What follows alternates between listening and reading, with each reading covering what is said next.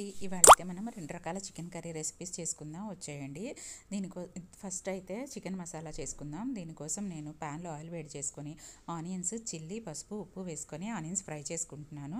ఇందులోనే ginger garlic paste కూడా వేసుకొని మిక్స్ చేసుకొని కడిగి పెట్టుకున్న చికెన్ కూడా యాడ్ చేసుకొని మిక్స్ చేసుకొని మూత పెట్టుకొని కుక్ చేసుకుంటున్నాను. తర్వాత మసాలా ప్రిపరేషన్ కోసం జీడిపప్పు, బాదం పప్పు, మెలన్ సీడ్స్, నువ్వులు, స్పైసెస్, ఎండుమిర్చి, కొబ్బరి అన్నీ వేసుకొని గ్రైండ్ చేసి పక్కన పెట్టుకున్నాను.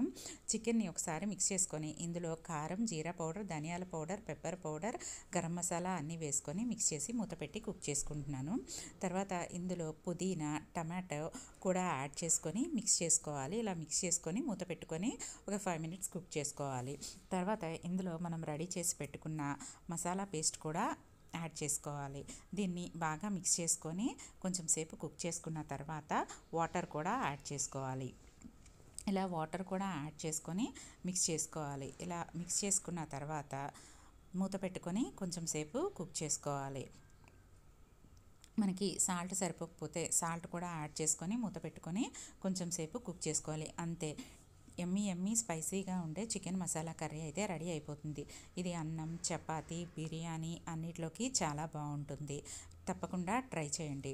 రెండవ రెసిపీ చికెన్ ఫ్రై రెసిపీ ఎంతో బాగుంటుంది. దీనికోసం 1/2 కేజీ చికెన్ తీసుకున్నాను. ప్యాన్లో ఆయిల్ వేడి చేసుకొని ఆనియన్స్, పసుపు, ఉప్పు వేసుకొని ఆనియన్స్ ఫ్రై చేసుకున్నాను. ఇందులోని జింజర్ గార్లిక్ పేస్ట్ కూడా వేసుకొని ఫ్రై చేసుకున్నాను. తర్వాత మనం కడిగి పెట్టుకున్న చికెన్ కూడా యాడ్ చేసుకొని మిక్స్ చేసుకొని మూత పెట్టుకొని కుక్ చేసుకున్నాను. వాటర్ అంతా బయటికి వచ్చే వరకు కుక్ చేసుకోవాలి. తర్వాత ఒకసారి మిక్స్ చేసుకొని ఇందులో కారం, ధనియాల పొడి, జీలకర్ర పొడి, గరం మసాలా, పెప్పర్ పౌడర్ అన్నీ వేసుకొని మిక్స్ చేసుకోవాలి. ఇలా మిక్స్ చేసుకున్న తర్వాత మూత పెట్టుకొని కుక్ చేసుకోవాలి. ఇలా దగ్గర పడిన తర్వాత చిల్లీ, కరివేపాకు 2 వేసుకొని మిక్స్ చేసుకొని మూత పెట్టుకొని కుక్ చేసుకోవాలి. తర్వాత మనం స్పైసెస్ అన్నీ కచ్చా పచ్చాగా దంచుకోవాలి. ఇలా కచ్చా పచ్చాగా దంచుకున్న పౌడర్ని మనం కుక్ చేసుకున్న చికెన్లో యాడ్ చేసుకొని మిక్స్ చేసుకోవాలి.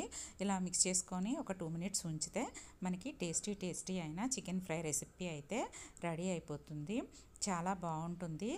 ఇది కూడా చపాతీ, బిర్యానీ, రైస్ అన్నిట్లోకి బాగుంటుంది. Please subscribe.